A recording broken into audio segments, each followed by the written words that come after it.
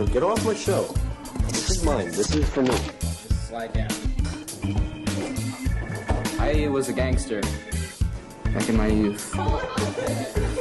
Do something stupid, Mike. I don't know.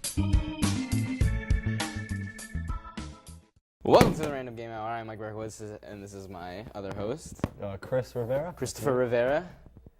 And today we are here. We're back in the same clothes, Same clothes as last time. but we're here with a different Same game. clothes, new game. Same clothes, new game. Okay. We're here with a new game. This one is called.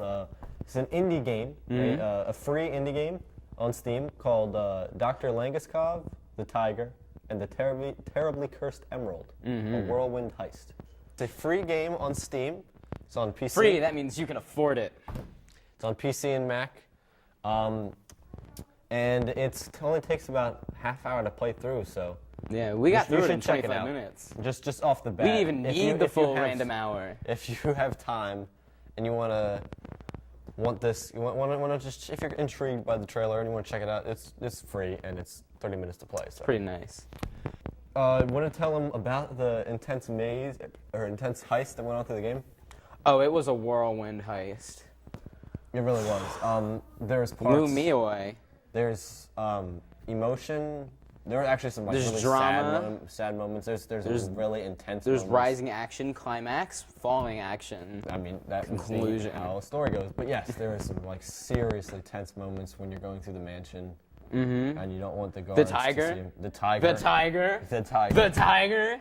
And Ah, before you can get to the emerald at the end, you have to go through the tiger. yeah. It is very tense. Who is Dr. Langeskov? Do we ever know? There's a lot of lore in the game. Yeah.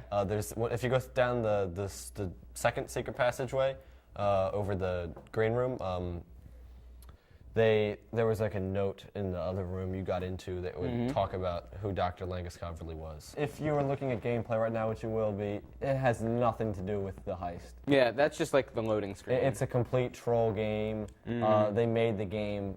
The whole purpose of the game It's just a troll game. is that you think you're going to play the heist, and when you go to the game, the narrator tells you that someone else is already playing the game. And so it's live. Yeah, because it's like It's a live. game.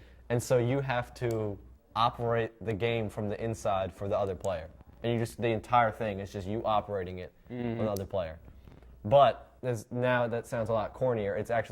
It's really unique. I really liked it. It was so stupid funny, and they knew what it was. Like it was a complete like parody kind of troll game. They really trolled you.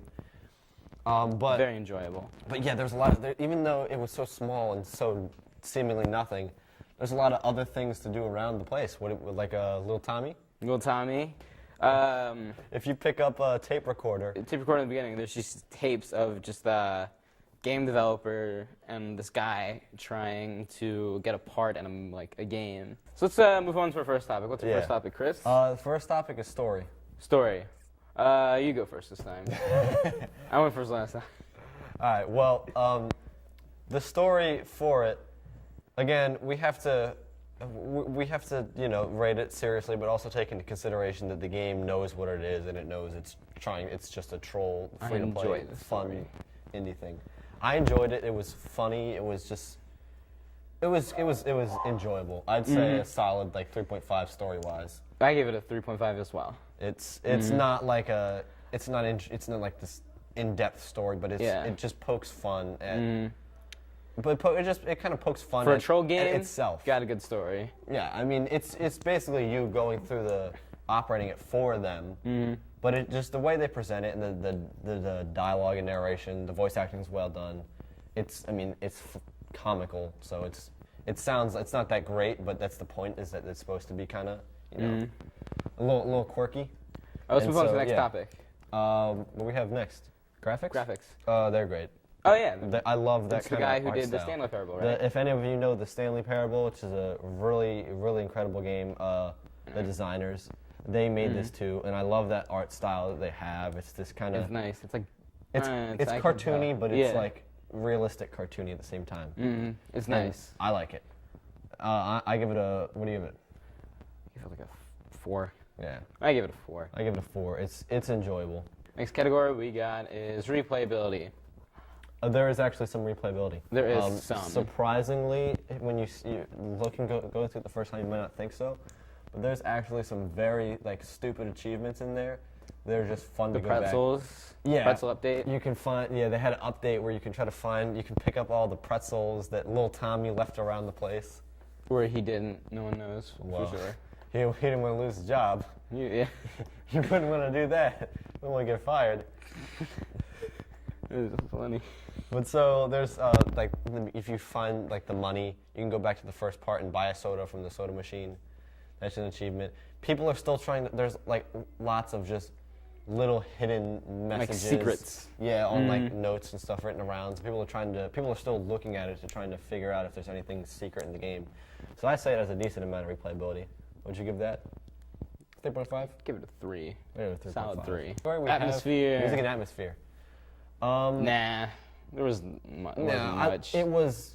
I'd say a 3. Because it's supposed to be like in a background of a thing, But- so Yeah, from the but bat, there for wasn't what gonna it be very had, much. it had the quirky little yeah. music. It fit the tone. I give it a 3 because it didn't need anything crazy in the background. I give it a 2. There wasn't much to go off of. Yeah. Actually, I might change that to a 2.5. 2.5. Yeah. So let's do gameplay. Gameplay. It's alright. It's not. It's not much. You it's just a walk 2.5. around. It's a walking simulator to its core. Mm-hmm. That's all you do, and press some buttons. I So- give it a 2. You can.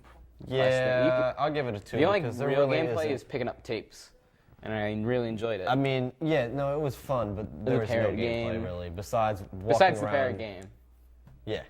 Besides, you walk around and kind of just pick stuff up. So it works for what it is. That's all it needed. It didn't need anything more. All right. So our final scores, we had to calculate them, but our final scores are I gave it a 2.9. out of 5, and I Out give it of a 5. 3.1 out of 5. 2.9 pretzels out of 5. Yes. Anyway, final verdict, kind of last note about the game. Any bonus? Would you recommend playing the game? I would absolutely recommend playing the game for someone who enjoys games and finds like if you're looking for the actual Whirlwind Heist, you're not getting it. There is no Whirlwind Heist. It's a kind of a teaser to some of their new work to come. So that they released this, they're just letting us know they have free work. They released this funny, quirky little game that's in a good 20, 30 minutes to play. Good and it's just enjoyable.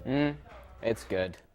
That's it. That's all we have for the random game hour. That's all we have this week, and so we're gonna send it over to our interns.